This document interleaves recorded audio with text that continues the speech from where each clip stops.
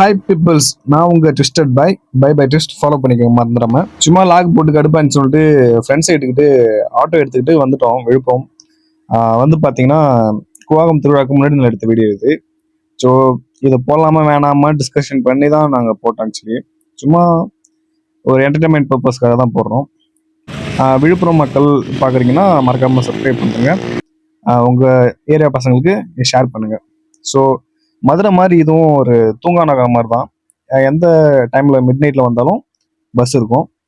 But ஆனால் நீங்கள் ஒரு 2 to 4 o'clock வரைக்கும் அந்த கேப்பில் வந்து பஸ் இருக்க வாய்ப்பே கிடையாது. பட் சென்னை அந்த மாதிரி போகிறீங்கன்னா கண்டிப்பாக பஸ் இருக்கு. நைட்டு வியூ எப்படி இருக்குன்றதுக்காக தான் இந்த வீடியோ. நாங்கள் அப்புறம் என்னோட ஃப்ரெண்ட்ஸுங்க ஆட்டோ எடுத்துக்கிட்டு அப்புறம் அந்த திருநங்கைகளாக இருக்கிற இடத்துல சும்மா அப்படி ஒரு கேஷுவல் ரைடு மாதிரி போயிட்டு வந்தோம். பார்க்கவே நல்லா இருந்துச்சு. அதுக்கப்புறம் நாங்கள் டைம் ஆயிடுச்சுன்னு சொல்லிட்டு நாங்கள் வந்தது எதுக்குன்னா, நாங்கள் ஆட்டோ எடுத்து திருவண்ணாமலைக்கு போகலாம், ஒரு கிரிவலம் சுத்த போகலான்ற மாதிரி தான் ஒரு பிளானு. ஸோ இங்கே ஒரு லாக் எடுத்துகிட்டு அப்படியே அங்கே ஒரு லாக் எடுத்துட்டோம். ஸோ அந்த லாக் வந்து நெக்ஸ்ட் வீடியோவில் போடுறேன். பாய். எல்லோரும் வந்து மறக்காமல் சேனலை சப்ஸ்கிரைப் பண்ணுறேங்க.